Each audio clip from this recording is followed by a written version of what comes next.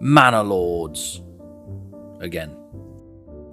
'Twas but a fortnight past that I delivered my state of the game decree, and lo, the long-awaited update has descended upon us, spirited in by a hooded horse. I wasn't expecting to speak on this quite so quickly again, but here I am, catching the very tail end of the hype mule.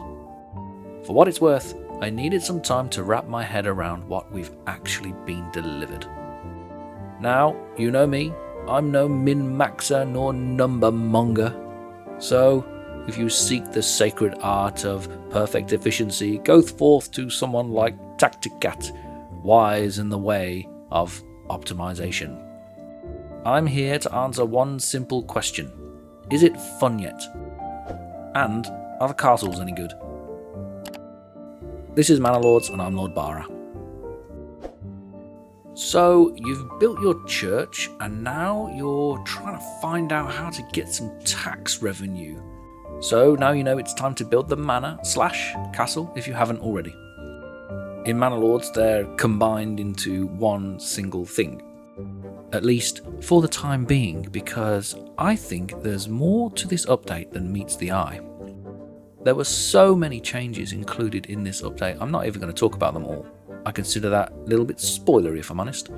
One of the first things that you'll notice is that we got 4 new maps, and the interesting thing to notice about every single one of them is they're designed differently from the maps that we've had previously. Let's take this area for example. You can see that there's a high risen area, a flat top, a precipice, and almost every single one of these areas, starting areas that you can have, also has exactly the same kind of promontory feature. See, there's one here as well. You can find them dotted around on all of the maps, and that is very telling. Here's another one, slightly smaller, but it's still there. Now, any peasant out there will realise that this has not been achieved by accident. Now, Hooded Horse are a clever bunch, and they are trying to tell us something. They're trying to guide us. They want us to use these promontories, even though right now, I don't think they're all that useful. And that's what leads me to believe that there's more to this than meets the eye. I think castles are going to take on a much more strategic role than they currently do. So here I am in my settlement that I picked for my starting location on this map. And interestingly, I've got the highest point on the map. That was completely by accident, but I like it. That's despite this being, I think, probably the worst tile. It has 0 fertility on the land, and the only superior resource that it has is clay, which isn't too bad for the economy, and I'll touch on that a little bit later as well. But like I said, I do want to focus on the castle.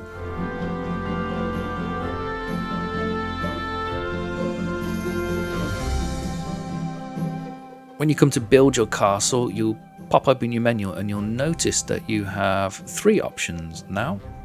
Your settlement for claiming another region, the manor, and also a siege camp which is unavailable at the present. Yet another clue to tell me that there's a much larger overhaul coming to combat in later patches. Placing your manor though is just as easy as before. You just plop it down, and as long as you've got enough resources, your villagers will come and happily build it. There are some small changes to the castle planner, I'll talk about those in a minute as well. But I'm going to try to use the castle how I think it's intended to be used, so it's up here on the promontory, rather than mixed in with the town itself. If you're new to this, you'll be forgiven for thinking that you can plop this down and then use the castle walls to encircle your settlement. That doesn't work, it will render all buildings inside inoperable. It's very frustrating, but it's part of a larger plan from Hooded Horse. They intend to add city walls to fulfill that in the future. So until that happens, you'll be forced to use this as a standalone element, so it's going to require its own road network, which is going to be slightly separate because the road inside, although functioning the same, is not usable by any other building. But it'll still need connecting up, so let's do that. I like to follow the terrain when I'm placing my roads so that the villagers don't have too much of a difficult time getting up and down the hills. In fact, this map is very hilly, and I've encountered more than a few occasions where I have been unable to build things because it was too steep. Anyway, you still have 4 parts that you can build, that hasn't changed. Walls, 2 different types of tower, and the tax office, which still is a work in progress and unavailable. We're still using the advanced tab in the manor itself when you click on it to mess around with taxes. So let's start by placing the outer perimeter wall down. I find it's better to place gates across the roads first while I define the outer perimeter of where I want the walls to go, and do that just by clicking either side of the road, and then you'll get a gate procedurally appear. And then you can use the tool just like the roads to click, click, click, and then get the kind of shape that you desire. Now, this is that perimeter that I was talking about, and for those of you who have played previously, you'll notice that it's very slightly different from how it was before. Whereas previously the manor had its own area of influence and you could only build within that and expand it, now you're able to define how big that area is straight away by placing the walls down, which is what I've done here. There are arrows on the pop-ups on every part that you select now. You can use them to upgrade or downgrade the part and assign combatants, but that's not properly implemented yet either. The wooden parts that you see here are all Tier 1 manor parts. I won't spoil it for you by showing you what the upgraded Tier 2 parts look like, but you can check them out for free before you commit to building them anyway. So you essentially have 2 versions or 2 variations of what you want the manor to look like now, which is nice. Now, this is all well and good, but there's nothing new here, and there's very little in the way of functionality. But here's my speculation for what it's worth. I think that with the combination of the new map designs and the missing parts that are in the castle planner, I think that those roving bandit raids that come through and demolish your entire village, I think that they're going to be redirected to your castle. And if it's not the bandits that do it, the other AI, which are now included, that build villages on the same map, they'll have to destroy your castle in order to claim victory, and vice versa. Have a little think on that and share your opinion in the comments while this manor gets built.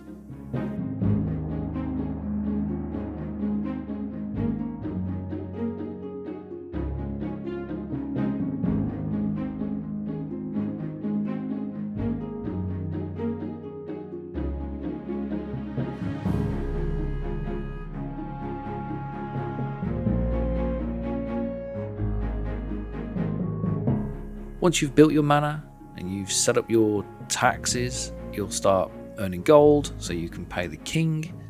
Perhaps you already had enough resources available and you were able to build your walls up front. I wasn't able to do that here. What you really want to do is start experimenting with the defensive walls and the battlements and using it as a defensive structure and using it in combat. Alas, you can't do any of that. At least not yet.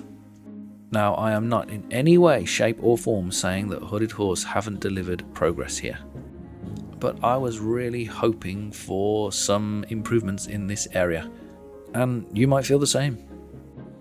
Alas, they are just not implemented yet, but from what I see and what I'm guessing will happen, those changes will come in a subsequent update. Who knows, maybe it's the next one. I did start playing around with the walls a little bit more, and I realised that you can build section of wall like this, and that expands your what's being called in the right hand menu the Bailey area. Again, this is speculation, but I think that Bailey area is going to be really important. It's just not useful right now.